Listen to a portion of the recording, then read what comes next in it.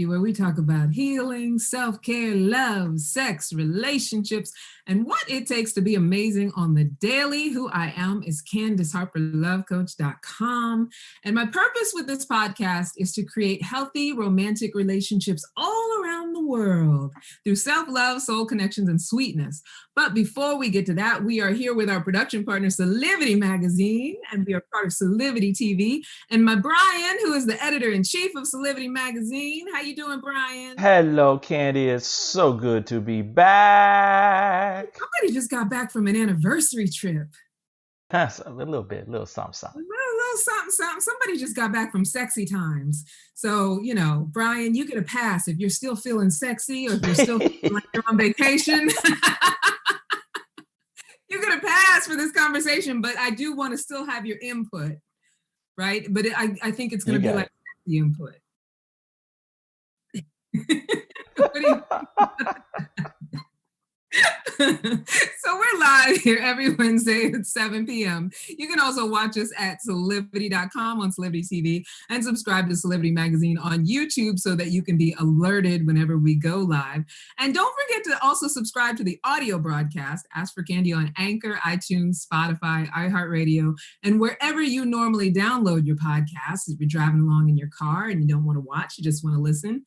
And you can email us at askforcandypodcast@gmail.com and leave comments and ask questions. And you know, I always address those in a later broadcast. Sometimes I use them as topics. And actually the topic tonight is somewhat of a question that I was sent, which I'll share with you later. But for those of you who don't know, for almost 9 years, I have been a relationship coach, a workshop facilitator, and am now a professional matchmaker with Talkified Dating Service. And if you've never heard of it, it's an amazing digital service where you can hire a matchmaker to do all the sifting and the vetting on your behalf. It's especially great for people who struggle with initiating contact or simply picking the right partner. Matchmaking and relationship coaching are my zone of genius. And the best part about it is that week to week, I get to grow and learn as I interact with people around the most intimate parts of their lives. I get to meet and nurture new clients. I get to screen possible dating candidates for them. I get to design programs and activities that deepen their ability to get to know each other. And most importantly, I get to be part of what supports healthy beginnings and sustainably healthy relationships. I get to be the cause of self-love, soul connections, and sweetness, honey. Yes, yes. Right? So stick around because later on, I'm going to be doing my Matchmaker moment. And part of that is going to be introducing you to one of my latest clients. And as usual, I have a fantastic spotlight client, also very sexy. And if you're single looking to be matched, then you might be, I don't know, it might be the one for you. So you might as well stick around until the end to find out, right? Ooh, tonight's topic. Matchmaker Secrets. What are the exact questions that I ask to find out if you might be a match for my client? So this is going to be a two-parter, Brian. Okay. I have a set of questions that I ask the men and a set of questions that I ask the women. Now, here's the thing. I know that all sounds very binary, but really what it's about is that psychologically, different genders answer questions in different ways and respond to certain things in different ways. So whatever you identify yourself as, if you date people who identify as men, these questions that I ask, whether you are cis male or identify as a man, these questions that I ask reach to the heart of that psychology. Does that make sense? Yeah, that makes a lot of sense. Yeah. So I spend a lot of my days interviewing people to find out if they might be a match for my people. And I'm very much a mother hen when it comes to my clients. I look after them, I take care of them, and I make sure to know certain things about them. And you might even say that the people that I'm screening and I'm talking to, like I'm sort of pre-dating them. So almost all day, every day, I'm going on date after date after date to find out, you know, I'm like first dating all day long to find out if, you know, this is somebody who is, first of all, ready for whatever kind of relationship my client is looking for, but also just, you know, has a level of compatibility. And truthfully, it is a blast. I absolutely love it. It's so much fun. Partially, it's a lot of fun because there's zero pressure, since the goal is to match them with someone else. That's You funny. know how it is, like with dating, for some people, they have gotten into the groove and they understand that dating is supposed to be fun and that they can just enjoy it. People who don't like quickly get attached one after another tend to enjoy the dating process, right? But for those of us who do get attached quickly, dating can feel like a lot of pressure because, you're attached, you're hoping that person's going to be the right one. And it can be disappointment after disappointment because you're wanting them to be something. So for what I get to do, I don't have any attachment. I'm just trying to find out if you're compatible, and I'm not going to be the one who has to end up with you. So for me, it's a lot of fun to just, have a no pressure way to just get to know vastly different people from all over the country who are like just really different from each other, but also dramatically very much the same. Because in the end, we all want to be loved for exactly who we are, and we want to be accepted. And that's the baseline of just about everybody, especially people who are on dating sites, who I would come across on a site like Talkify. So those of you who listen regularly, you know that I talk about my matchmaker algorithm. I have a special algorithm, just like Facebook has an algorithm, but I have a human algorithm. So there's 3 points that I'm always trying to hit. I'm always trying to align in order to make a connection between two people. It's core values, lifestyle, and physical attraction. And I think I've talked about this on the show before.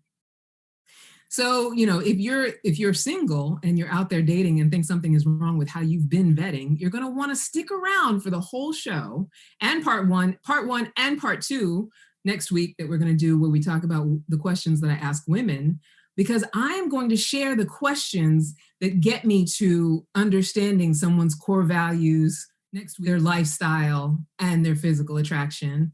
And not only am I going to share with you the questions that I ask, I'm going to explain how I set these questions up so that it doesn't feel like it's a job interview.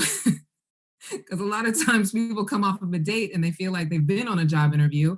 And for those of you out there who have a list of questions that you like to ask on a date, and you're doing it like a list of bullet points, this might be really good for you.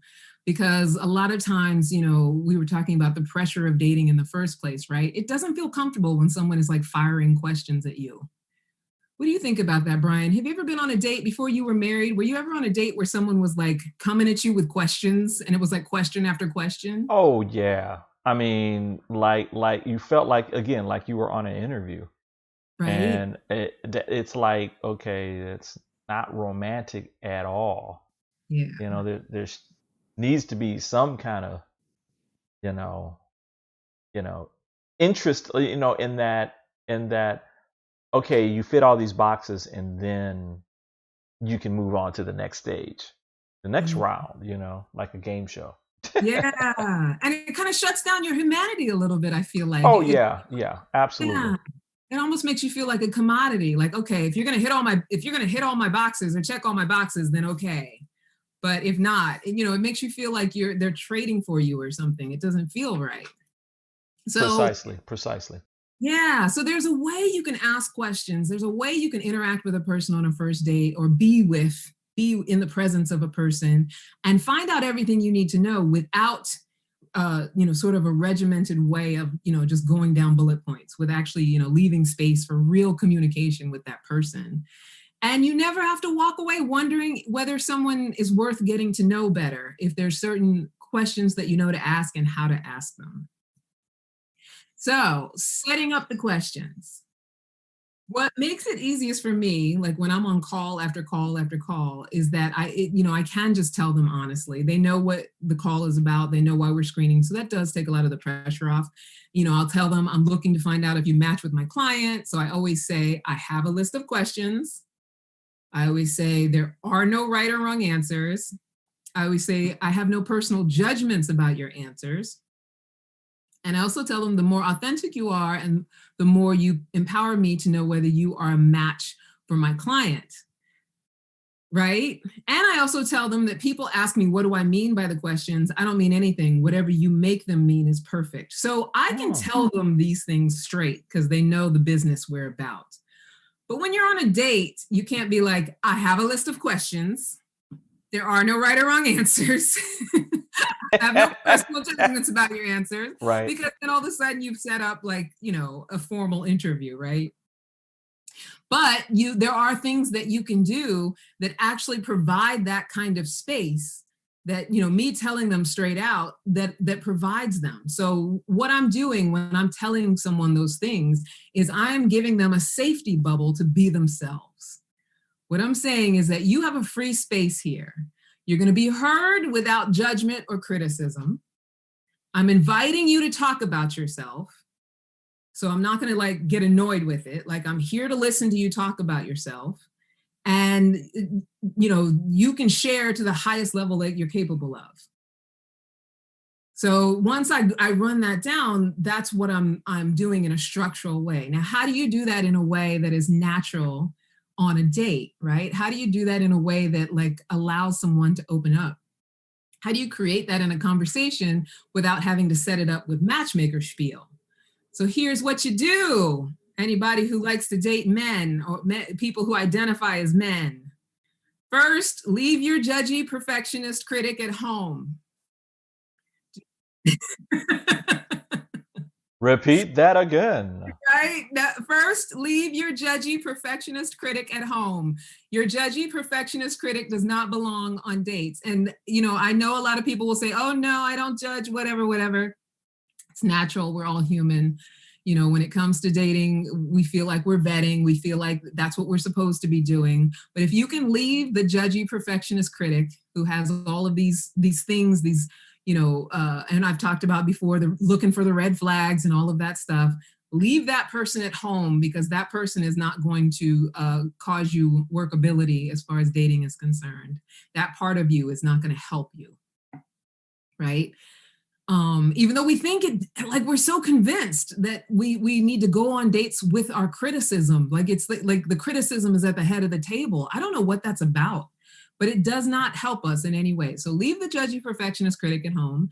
Listen actively. So that's number 2. If you listen actively when you're interacting with this person, and by actively, I mean not just waiting to talk, you will energetically give that person a sense that what they have to say is going to be received, right? So you're giving them that safety bubble. You're giving them that space to go ahead and be who they are and say what they want to say. Number 3, heal any inclination to emotionally attach too quickly beforehand. So I was talking earlier about how sometimes it can feel like the pressure is on with dating. And sometimes people struggle with dating because there's this inclination to emotionally attach to what the date is supposed to be. So if you're someone who can date, go on dates, and just know that it's in that moment, you're going to enjoy that moment. It's not about whether this person is your soulmate or your forever person. Yes, you're dating because the ultimate goal is that you want to partner up.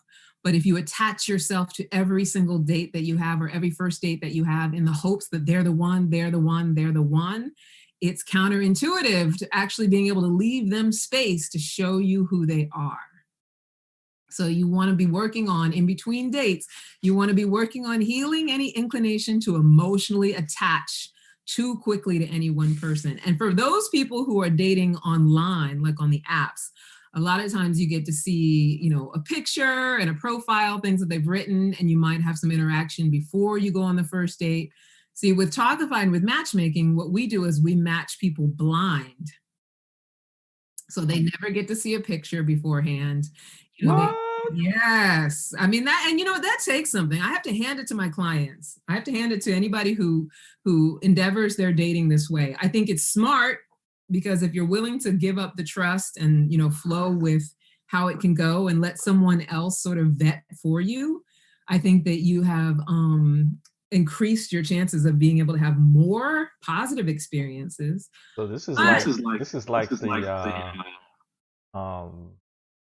you got mail for real.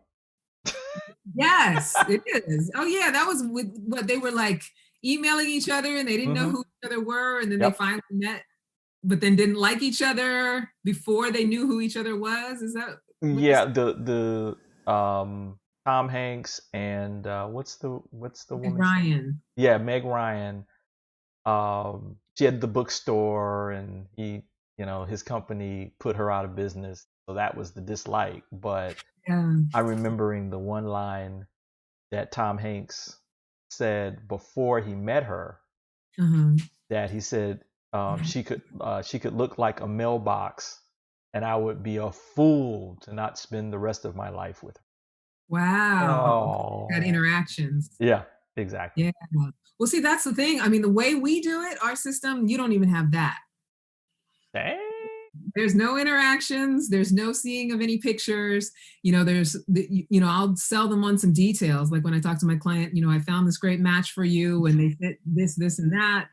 And they're really great, but I only tell them general details because if you tell specifics, then people can Google each other.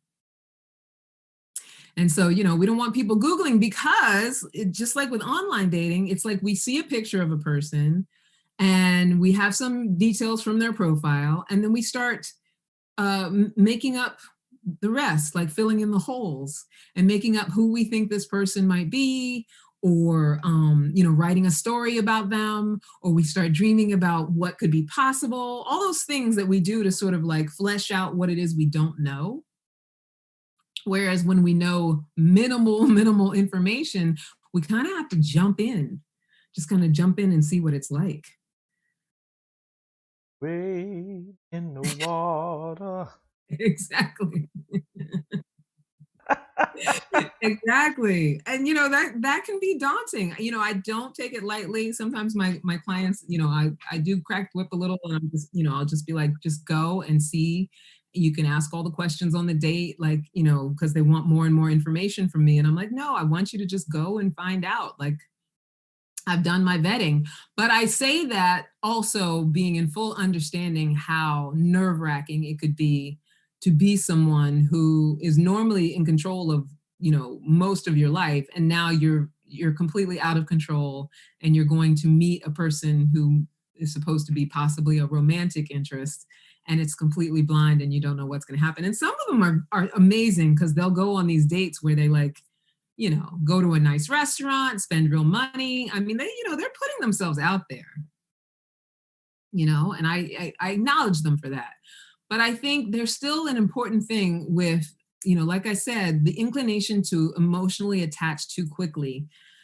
It's a fine line that we walk, because I do think it's good. I always preach about, looking for the positives and trying to focus on what is good about that person and trying to see something in that person when you're on a first date to see whether you'd want to get to know them better. But the balance has to be that you don't, because I like this about you, I'm claiming you,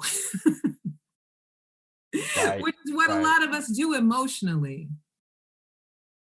even when we don't necessarily admit it. I think, we'll like something about someone, or, especially if we are physically attracted to them right away. And then there's this certain level of like really wanting to make sure they like us too. And so that, it becomes very pressureful. There's a lot of attachment that starts to happen. Mm. So that attachment won't help you be able to have a conversation that creates a safe bubble for the other person, because you'll be too busy worried about how that person views you when you're attached to them being the one. So if I'm not attached to you being the one, I just think you're a nice person, I see some nice things about you, I'm still, my head is still screwed on straight enough that I can have a conversation with you that allows me to get to know you even better and to know who you actually are. And I can create a safe bubble for you, Mm. I right? like that. I mean, I like that a lot. You're going in, trying to go in for clean slate. Yeah, I love that. That's one of my favorite phrases, the clean slate. Like Ah, clean slate, and open for whatever it's going to be, and letting whatever it's going to be okay. Because if it turns out they're not the person for you, that's not a bad thing. Like we always, oh, right, that date was so right. disappointing, he wasn't my soulmate. No, he's part of your journey. He's part of your practice, or she's part of your journey, part of your practice. So yeah, I love that you said that, Brian, because it's totally clean slate. So then the other thing you want to do in order to be able to have a safe bubble conversation is be willing to authentically allow them to the space to be who they are, knowing that it won't have any effect on your life unless you are actually a match for each other. Right? So, this goes Repeat that back one more time. I want to make sure people get that. I'm typing these in. are you typing them in? Mm-hmm. Authentically allow them the space to be who they are, knowing that it won't have any effect on your life unless you're actually a match for each other. I'm waving at the people on Facebook too, on the watch party. Yeah, I mean, whatever it is about them on a first date, it has no bearing on your life. So sometimes we get upset because, there's certain things about them that we're like, like I'm a dog person. So if I find out on a first date that he doesn't like dogs, that whoever I'm out on a date with is not a dog lover, I can still enjoy myself. Right? Right. Oh my God, I can't be with a dog hater or a dog lover or Yeah. yeah. Somebody who, has different politics than I do. And we'll talk about that later because politics in these polarizing times has become a big compatibility issue as well. But let's say I go out on a date and, I don't like to get political on this show, but his politics are completely different than mine. As long as he's not spending the whole date trying to convince me of something or mad at me or yelling at me about what his politics are, and we move on to something else, I can still enjoy myself on the date. Yeah.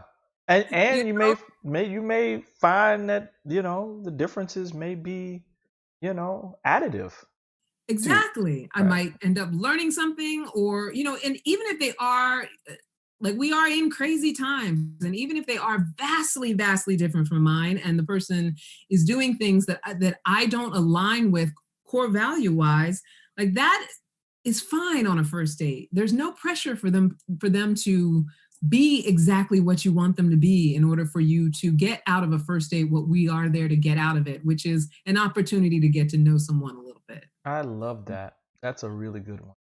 Right?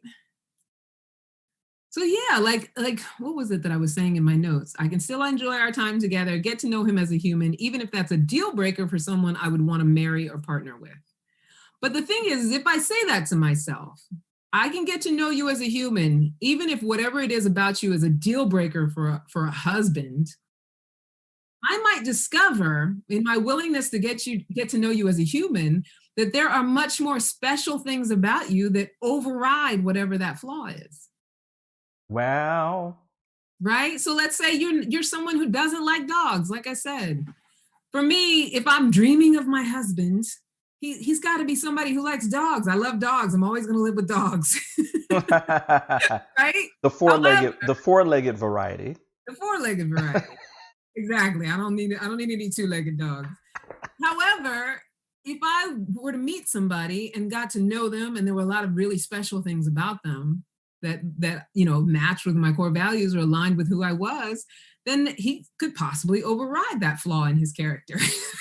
Yeah. He doesn't like dogs. What do you mean you don't like dogs? And I you might never fully trust him because I don't fully trust people who don't like dogs. I'm reminded too.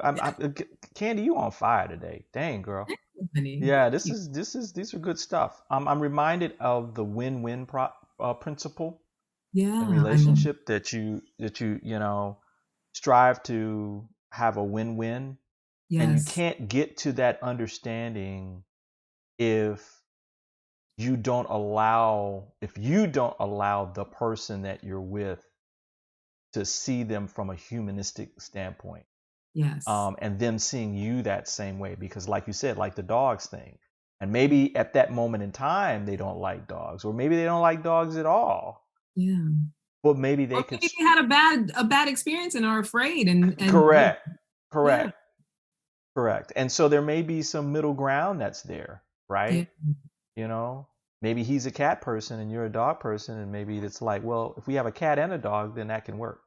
Right? Yeah. So, I mean, I love that. I love the fact that you're bringing that humanistic quality to the date, and not this be the the fantasy, right? Where you meet somebody one enchanted evening, Right. you will meet a stranger, that kind of thing. And you look across the room and pow, Yeah. you walk out and get married the next day. You hit up Jared's on the way home to the to the apartment. Right. Yeah, I Right. love it. So I just wanted to say that. That really touched me. Oh, I appreciate that. Thank you, honey. But that's the thing that you're pointing at, and it's something that I touch on a lot, is this idea that the reason that we date, the reason that we have romantic lives, the reason that we even do any of this stuff is for the sake of loving someone else. And so we are so conditioned to believe that it's how is this person going to benefit me, love me, give me what I want. But the point of it all is that I give myself what I want as far as love is concerned. I'm ready to give to someone else. That's why we get into partnerships. I want to give to someone else. I want to provide, what it is that is inherently natural for me, whether it's, my feminine energy or my affection, my creativity, what I can give to that other person. And for someone who's more masculine energy, I want to provide that safety, that certainty, that decision-making, that drive for that person, because I know, I'm filled with it. So, all of this stuff points to the creating of that safe bubble of acceptance. You can be in the practice of giving that to people, even if you don't feel like they're your long-term person, because what you're practicing is your ability to express love. And it's okay to express love to someone who you're not going to be with forever. Mm, mm. Right? And that doesn't mean that you have to get naked with them or anything like that. It's just you're another human being, though I'm in the practice of expressing love. And that's what dating is. That's my dating life. Practicing Wow. loving people. Wow. I love Right? that. And Yeah. love begats love. Love begats love. That's why I love my job so much, because, especially during this pandemic, one thing I find is that people get on these screenings and, whether they've been lonely or isolated or not, or with their family, they haven't had anybody to talk to, or they don't get a regular opportunity to talk about themselves and where they're at and what they're feeling, right? So I'm not saying that you have to go on the date with the expectation that you're doing all the giving and they don't have to do anything else. They don't have to, offer that to you as well. What I'm saying is that when you have two people who are of the intention that they are there to overflow, then you're going to more likely have a loving experience. And it may or may not go on forever, but it's going to be a positive experience as opposed to a negative experience. If you are the only person who's in that giving space, then enjoy it, have fun with it, overflow with the love that you have, and then move on to somebody who can meet you where you're at. But there's no pressure for each person to be able to know how to do that. Like your thing is to be in practice of expressing love until you get to a point where you're practicing with just one, if that's what you want, if that's what your ultimate goal is, right? So yeah, I could go off on tangents, honey. I could be on my soapbox about that. So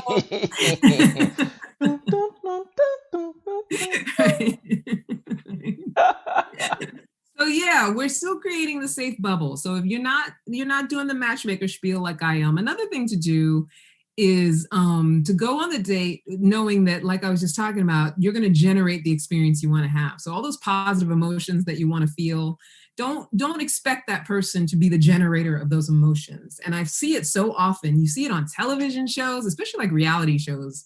Like people talk about dating, the way people approach dating. Well, he didn't open the door for me. He didn't do this. And, I need this. And I want him to take me out. And There's nothing wrong with wanting to be treated nice and to have a certain level of standard when it comes to that.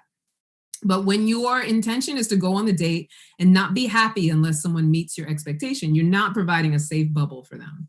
And if you're not providing a safe bubble, you can almost guarantee that what you're going to get is their representative, and you're coming with your expectations. And in your expectations, you're probably bringing your representative because you're trying to be whatever you think you need to be in order to get him to do whatever it is you want him to do. And it becomes something completely different. We don't get to authentically know each other. We get to do what most people do, which is date and expect. Repeat that one more time. I want to make sure I I get don't know all if of I it. can. I created it in the moment. Oh, But but this is an add-on to 4, right? I can summarize it. So number 5, generate the experience you'd want to have rather than hoping that the person is going to spark your positive emotions. Gotcha. Now that I know that you note them, Brian, I'm going to make them less wordy. I'm very wordy with them. No, be wordy. It's You okay be to be you. I'll be me. I'm authentically letting you be who you are during our I show. appreciate that. Thank you for thank you very much. So number 5, generate the experience you want to have. And often we think the other person is supposed to make that experience for us, but no, that's not what dating is about. Number 6, fit the questions into the conversation. So the questions that I'm going to share with you, the questions that you should be asking the man that you are dating to find out about who he is, you want to fit them into the conversation. Like I was talking about earlier, don't just run them down like a checklist, because that's very icky and uncomfortable on a date. You want to, have a little finesse with it, and not in a manipulative way, just actually leave space for exchange. And, if he's talking back or maybe asking you questions as well, don't be on an agenda about it. Just see what you can fit in as far as, what makes sense in the conversation. And once I share these questions with you, you'll understand how they can fit into a very enlightening, smooth conversation with someone that you're getting to know. Nice. Yeah. So we feel like, are we ready for I think we should maybe take a commercial. Yeah, let's take a commercial and let them wait. Yeah, I'm gonna let y'all hang on the cliff a little bit. And when we come back, I am going to run down the secret matchmaker questions that I ask the boys. For you ladies out there, and for those of you who date men who identify as men, the questions you want to ask to psychologically get to know them, to get them to deep dive and to share who they are with you from the little safe bubble that you're going to create for them. All right, we'll be back. Right, B? Righto, we'll be right back.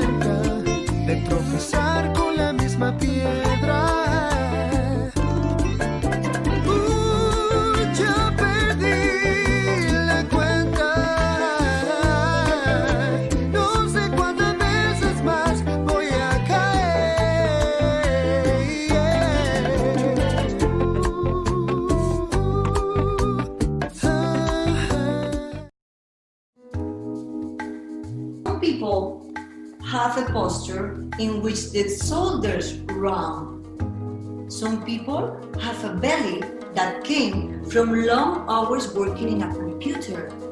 Driving, grabbing your baby, the posture changes with your lifestyle. So we have to reprogram our posture in order to have a better lifestyle. So what is important here to know? Our work, the house of our body, with the roof here, the diaphragm, with the belly floor that is the ground, and the whole core muscles are the walls of the house, have to work properly in order to have a good posture and a good movement. Watch Body Fit with Alexa Marine every Monday and Thursday at 9 a.m. right here on Celebrity TV.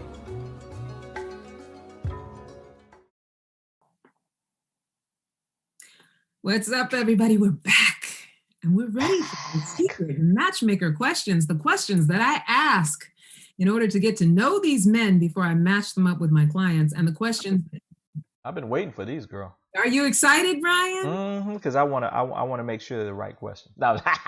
Well, I want you to make sure they're the right questions, and you know what? I want to invite all my men out there to also, if you have something to say about it, if you're feeling like, nah, girl, You need to adjust that question. Adjust that. That's a malfunction right there. Right? But I will say, like, because, I've probably interviewed hundreds of men, and it's amazing how much opening up there is around these questions. And like I said, once that structure of a safety bubble has been created, how forthcoming men will be about stuff that usually you guys keep pretty close to the vest. Yeah, we're taught to be that way. Yes, I We're agree. taught to be that way. It's not, so ladies, it's not something that we want to, but we just don't know. We're taught to not be emotionally open. Yeah, I totally get that.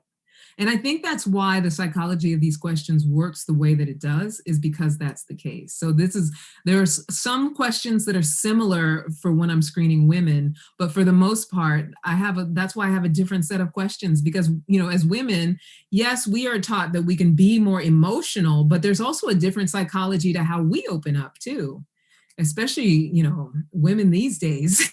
A lot of us are in our very masculine energy. So, yeah. But that's for next week. That's next week's show. This week, we're talking about the question. So here's the very first question. So let me lay it down for you again really quickly. I always tell them that I have a list of questions to ask, and I'm going to be asking questions so they know. Build my matchmaker safety bubble. I always say there's no right or wrong answers.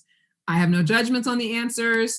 And the more authentic and forthcoming they are, the more they empower me for the match. So, like I explained earlier, just as a recap, you can provide that safety bubble without actually saying those things, just by not being attached to the outcome and being willing to leave your judgment and perfectionist at home. If you're willing to do those sorts of things, you can be in a relaxed conversation with someone and ask them questions without any sort of impediment. They don't start to worry about whether you're going to get angry. They don't have to show up as their representative. They can just go ahead and share with you because it feels like a safe space where you're not trying to force something out of them.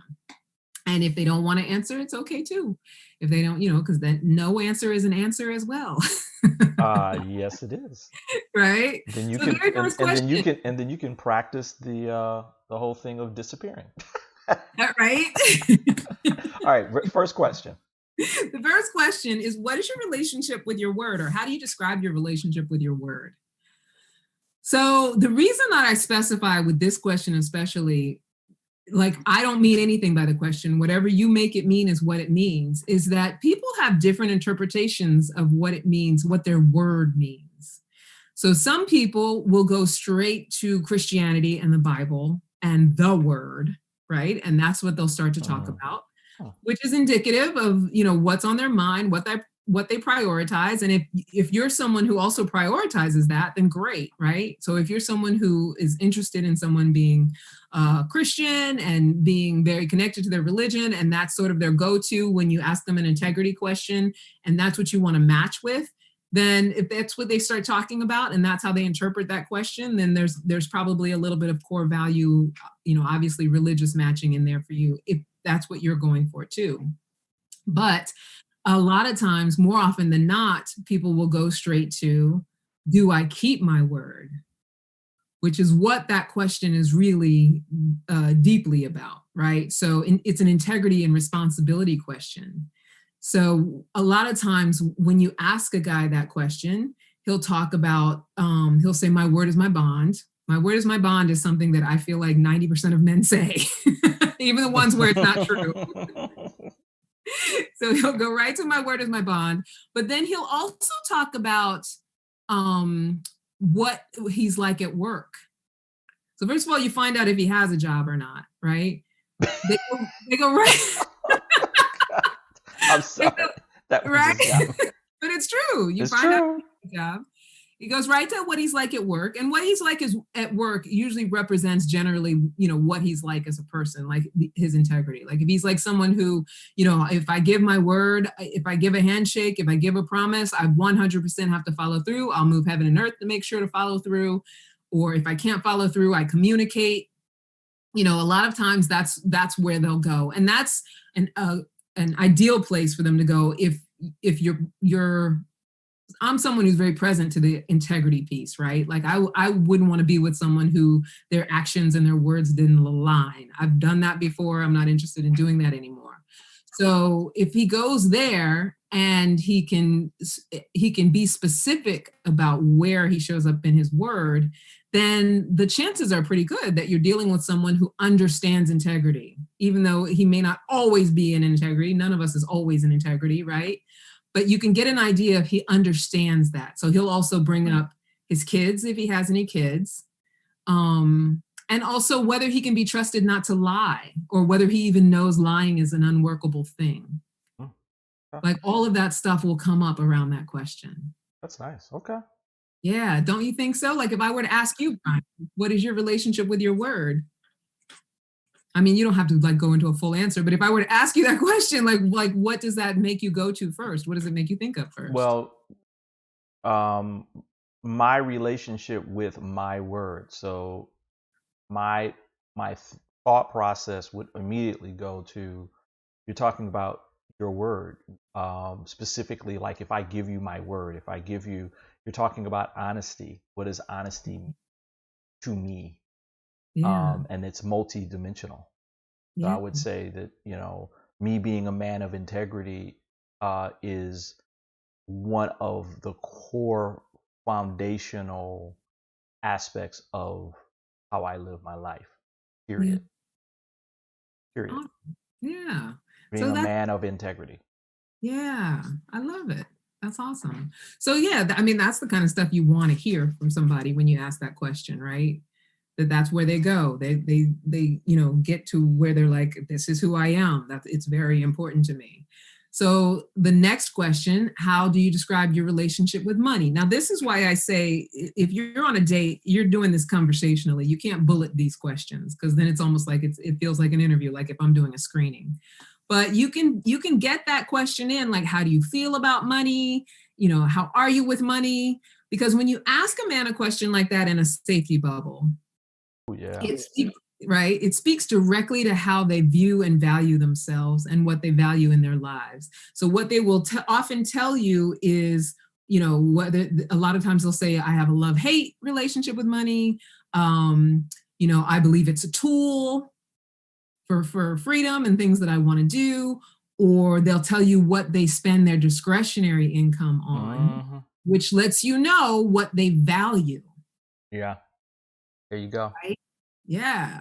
So, if it's that they invest in art, or they're investing their money, in real estate, or they're looking to save in order to be able to provide for a family, or if they have a lot of hobbies and things that they love to do. And this is not to judge who they are or why they do it or any of that. It's just to get to know them, right? And get to learn. What we spend our discretionary income on says a lot about what we value and, what's most important to us. I interviewed a guy the other day. He's 33 years old, super in shape, ex-athlete. And I said, what do you spend your discretionary income on? He said, the gym and protein shakes. So you get to understand where a person's at in their life, what they're spending their extra money on. Okay. Right? And it's not to judge them. It's just to find out. It's just to know that I know it's getting lit. This hour goes by so fast, right? Also, with money, the money question with men, you get to find out whether they consider themselves relationship ready. Ooh, that's a good, yeah. Ooh, dang. Right? Because a lot of times that's a good one. Yep. Yeah, if their money is not together, and they may or may not admit that their money is together, but if they say, they'll indicate like whether money is something that they're masterful at or money is something that they're struggling for a little bit. Like if you see signs of that, you'll get to kind of tell whether they're ready for relationship, if they're relationship minded, if they're thinking about the possibility of providing for a family. I know that that's old school and traditional, but I think biologically men still kind of go there. Yes, absolutely.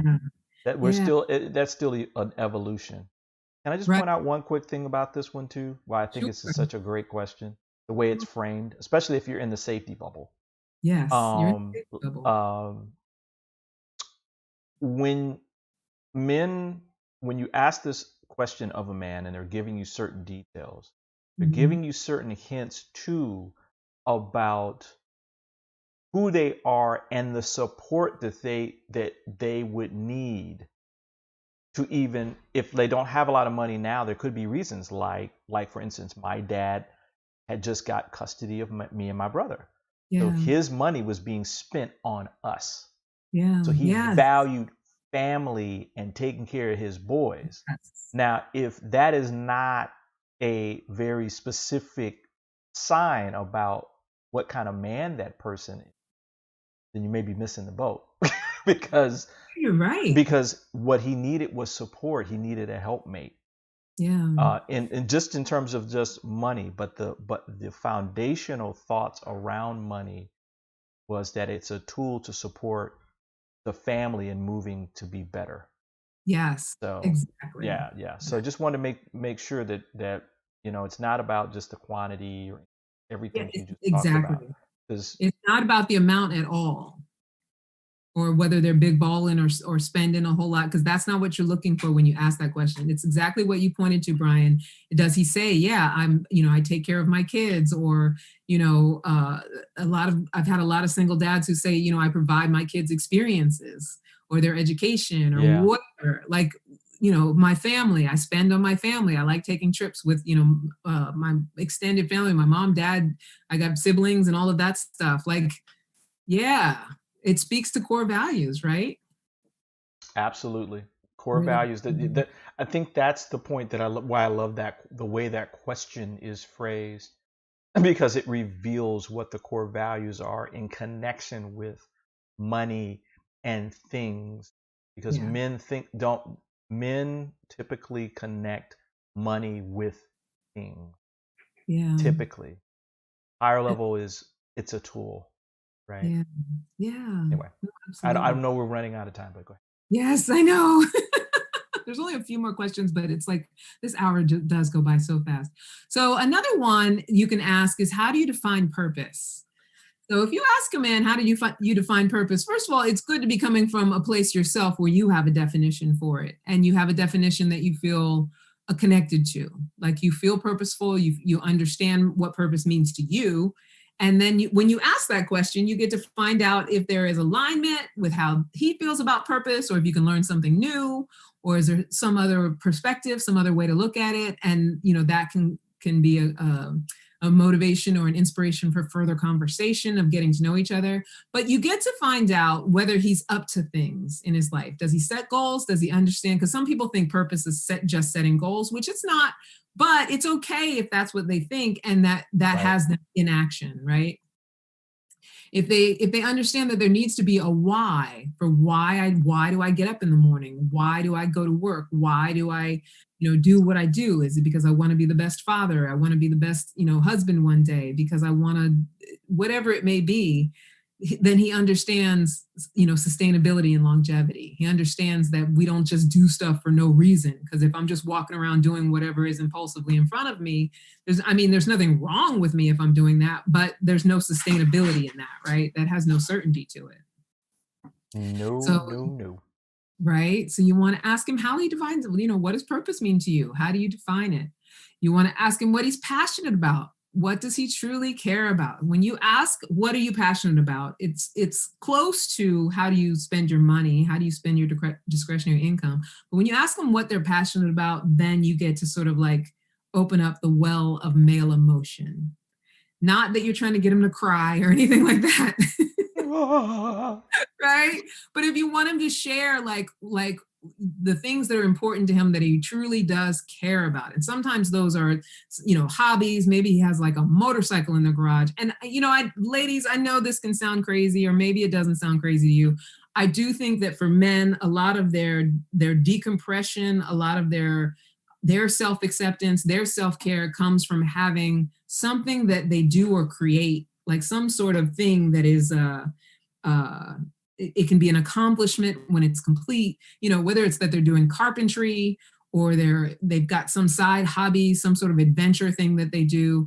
Like, I think activities like that tend to be self-care for men, whereas, and maybe for us too, but a lot of times we like to go to the spa and, pamper ourselves and stuff like that. I think men tend to want to be doing, or they tend to want to be involved in things like whether it's social justice or, things like that. I'm not saying women don't want to. I'm saying that if you want to get to a man's emotions, what he truly cares about, ask him what he's passionate about and what he's into, right? Bam. Think about that, Brian. You think so? Absolutely. And you can learn a lot about how a man, like however he prioritizes his main loves and his passions, right? Because I get some guys, especially older guys, that'll be like, oh, I love, paddle boarding, but I don't, I work all the time now. I don't go anymore. So I get to learn that about that's where you're at, right? Exactly. I think this is this is a really good one because it also passion, purpose, a high quality living. These are all higher level concepts. Yeah. And that if you're a woman who has, or a man, who have thought about where do I fit in this world, you need to ask this kind of question. Yeah. Because, you're definitely looking for someone who not necessarily can purely articulate all of it, because we're all growing and learning, but you want to know the depths of that person, and if they could just be or do anything, what would that be? Yeah, right? Definitely. Yeah. Definitely. That really reveals who that person is. To you. Yeah. The visionary stuff, right? Then another one you can ask is, what is that person's personal take on gender roles? So, we have everything from very traditional to very progressive. Everybody else falls somewhere in between. So if you want to get to know a person, ask them what they think about gender roles, where they're at with it, and have no attachments or judgments on however they feel about it, because there's a cap for every bottle. My friend Sahu's speech she's on, she says, asking a man what he is passionate about, the answer allows a man to go deeper. Yes, Sahu's speech. Thank you for that, my love. Exactly. It allows him to go deeper. But all right now, when it comes to gender roles, like, and I always preface this question by saying some people have a social overview about what they think is right about gender roles socially. But there's also our preference in a relationship. Like, I believe in equal rights for all genders, but in a relationship, I prefer a man who is a leader, someone that I can submit to. That's what I like in a relationship. Very different, right? And when I say submit, I'm not saying I need to be his sex slave. I still want to be able to have what I have. Well, maybe sometimes. I still want to have what I have as far as my own accomplishments. But I'm very clear that I like a traditional structure when it comes to that. Like, I want to be with a man who has the strength to lead and someone that I'd want to submit to and follow. I'm not saying that every woman should have that or want that, but I believe that it's important to ask that question to know if he's the cap for your bottle or vice versa. I think that is very, very, very, very, very important. Yeah. Because my guess is too, Candy, while that is true for you, my guess is what's also true is you probably want a man who, when there are times at which you need to lead, that he understands that as well and will, quote unquote, submit to your power. Because there's things you're going to be able to do better than him, and there's things that he's going to do better than you, or be able to lead better or at different points in times. Yeah. And that's that recognition of power, right? And you know what it is, Brian? I love that you're saying that, because that's true. And I'll tell you this, because I believe that my power is in my feminine energy. And there's nothing that turns me off more. And this rarely happens. And I don't even mean this as I'm not being braggadocious, but when I am deeply in my feminine energy, I feel like any man who I am associating myself with, I can get them to do whatever I want. And I'm not trying to brag, because I think this is true of all women. I feel like when we tap into this power. So when like a spider to a fly. Right? About a year or so ago, I dealt with this guy who was just like unable to be influenced in any way. Like he wouldn't try any new foods. He didn't like anything that was out of his scope. Like my feminine energy wasn't effective to him. Like my coaxing or even seductiveness, even though I didn't get a sense that it was because he didn't like me, because he kept wanting to go out and calling and all of that stuff, but he just was really hard. Like he just, he was unmovable. Right. And I'm not someone who has to control or make anybody do anything, but that for me makes me disinterested if I feel like you can't be with my feminine energy and flow with that. And what you're saying is right. I feel like that's where for me, my leadership is when someone understands and accepts my flowing energy. And because I really believe that it's the submissive that's in charge, and that's we could do a whole nother show. Yeah, right? yeah. I get you. I think, and I think to flow. Yeah, I think that's true. I think that the characteristics that we give to energy sometimes are inaccurate. Yeah. Submission. It's like what is it? In the tradition of the Tao, right? Where submission is power, is one of the most powerful positions. It really is. Like, yeah, I mean, blades of grass actually bend to hurricane force winds, and they remain after that. If that's not power, I don't know what is. So, right. Anyway, we're gonna keep it going because we could do a whole show about submission. I mean, even in the training, right? We should. We'll do one. Even in the training of my dog, I notice if I'm very resistant to his resistance in the training process, as soon as I submit to it, he gives in.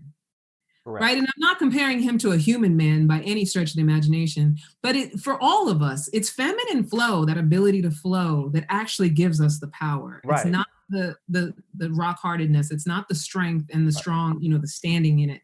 Right. That's not what is the most powerful. And it's all in nature. What breaks the boulders down to the powdery sand? It is the consistent wave action of the water, not like this beating all at once. It's this continual soft power. Yeah. But we need to do that. Okay, next question. So the next question, like I said, the algorithm is core values, lifestyle, and physical attraction. So I have to ask this question, and I feel like you can ask someone this question on a date and don't be attached to it. Ask them what they like when it comes to physical appearance. What do they tend to go for? And they may or may not describe you. If they don't describe you, that's okay. Don't get your feelings hurt. Don't get your panties in a bunch. Like if they're being mean about it, then that's one thing. Then you just know that they're not the right person for you, right? But if they say, oh, normally I go for someone who, like I'm 5'8", I'm a pretty sturdy, semi-athletic girl. If they say, oh, I normally go for someone who's, 5'2", a size 1, or whatever, right, my feelings aren't going to be hurt. That they're just, what they physically like is different than what I am. But it's good to know that, because when you ask that question, they also go into like sexuality type stuff. And I'm not saying you want to rev up on a first date some big sex conversation, right? But at least you open the door that is in the romantic realm of things, right? So what do you go for? What do you usually like? In a safety bubble, a man will tell you all kinds of things when you ask them that question. Yeah. I mean, like they're like, oh, what do you need to know? Let's order another round. Yeah, exactly. They'll tell you whether they like big butts, big booties, big boobs, all height, of the above, skin color, all of the above. Or they'll get very like lofty about it, and they'll say, well, I do like a pretty face and a nice smile, but if she has good energy, which when guys tell me that, I almost, I usually feel like they're just saying that because I'm a woman. But but that's not fair. I do think that there are men who actually understand that energetically someone can be very attractive, or that they become more attractive depending on their energy. But it's a good question to ask somebody on a first date, just to see. That's a very, very, very good. right? A lot of times we walk away from a first date wondering, was he even attracted to me? It's You know, funny. It's funny too because, again, men, most men as they go through their evolution, um, do put a lot of emphasis on physical appearance. yes. And that, as you get older, you know, um, you do want to move into looking at additional things, right? But you still want to understand where they are around this. So I love it. I love the great question. Yeah. And then the very last one, like I mentioned earlier, in these polarizing times, it is not a good idea on a first date to necessarily get into a big politics and religion conversation. They always say that's what you need to avoid. The reason they say that's what you need to avoid is because we are so emotionally attached to it. So this one I only recommend if you can actually emotionally detach. And I'll tell you the truth, out of the hundreds of people that I've interviewed in the past, I would say seven or 8 months, hundreds of people, I would say 90% of them are moderate. Like, we have this idea based on the media, based on social media, based on the internet, that all of America is either right or left, extreme right or extreme left. And I don't believe that that's true. I think more so than anything, most people out there are moderate and in the middle. And if we're willing to just have a conversation that doesn't, that we're not attached to someone thinking the way that we think or answering the way that we want them to answer, then it's not a big deal to ask someone if they have any deal breakers when it comes to politics and religion. You don't necessarily have to ask them what their whole dogma is, or if they start to tell you their whole dogma, which they will sometimes do. If you don't agree with it, who cares? It's a first date. Right. So so the question is? So what I often say is, when it comes to politics and religion, do you have any deal breakers? Oh, okay. Yeah. Are there anything, I might say, do you have anything that you would want someone that you're with to believe, or anything that you wouldn't want them to believe? And I don't ask that question so that I can argue with them. Right. Right. What do you mean? Right? What do you Yeah. mean? Do I, you know? Yeah. I mean, you got to think of it in terms of, this is a first date. I'm just here to get to know you. I'm not here to argue you down, make you think differently, show you how wrong you are and how right I am. And trust me, there have been many who have answered that question in a way that if I were in a political debate, I would want to get into it with them, ask them why they think that, you know, get into a whole conversation, which I hate political conversations, but, you know, under different circumstances, maybe I would. But this is not an invitation to do that on a first date, just to get to know, just to get to understand, you know, whether they are somebody who you have that kind of compatibility with. Now, I still have that to say, you know, a lot of people are out there not wanting to date people because of their politics. That's the new, one of the new compatibility points, besides how they're navigating COVID. And I don't think that that's necessarily the best compatibility point, but I do think that you can find out a lot about what's important to a person based on how strongly they feel about certain things. That is, yeah. It's so funny how I read some stuff sometimes before this show, and I'm like, oh, that's a great point for Candy's show. There was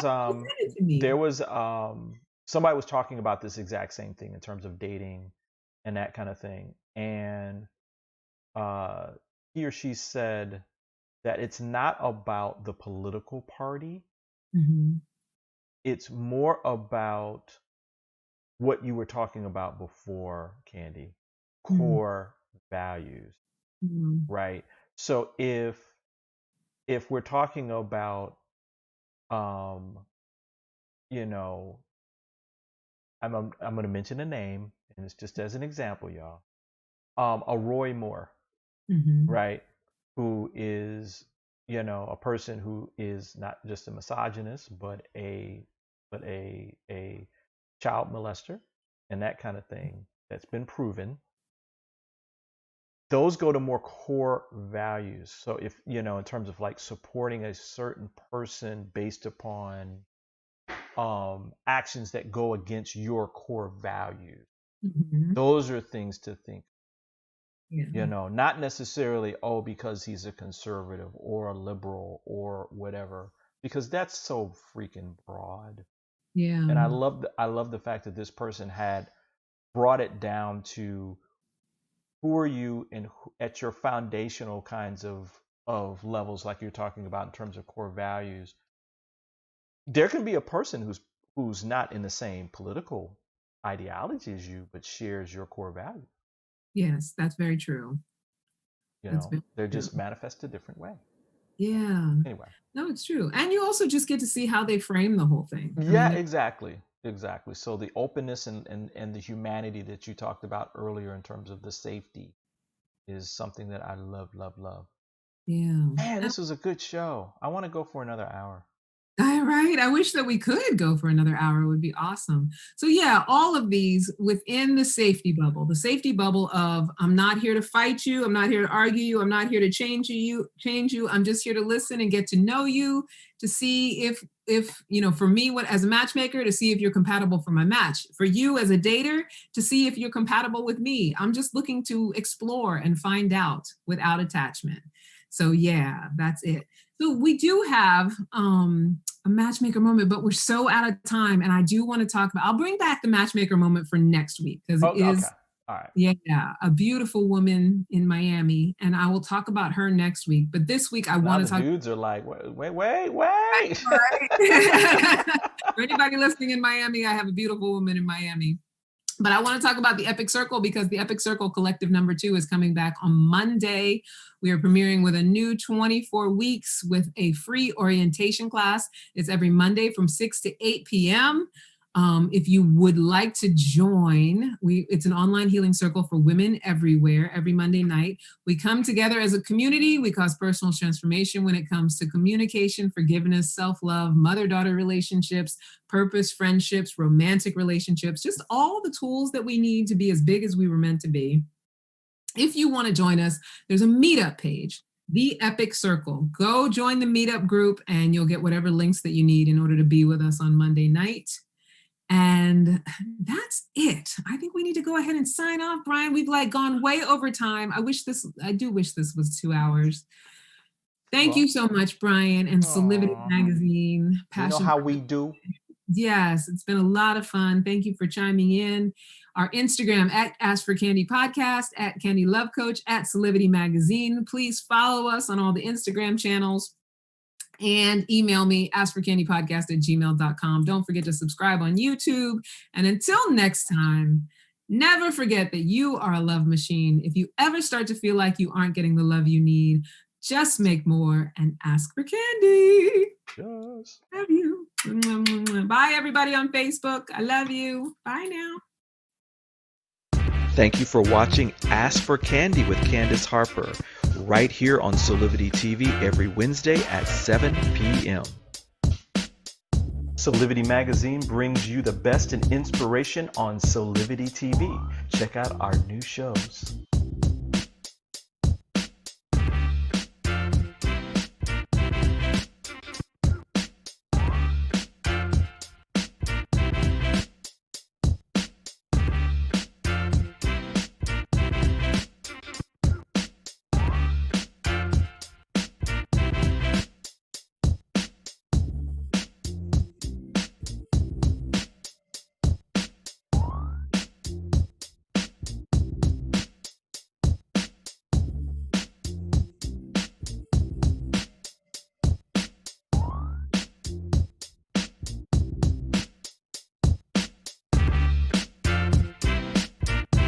Mark your calendars for Solidity Magazine shows by going to solidity.com now.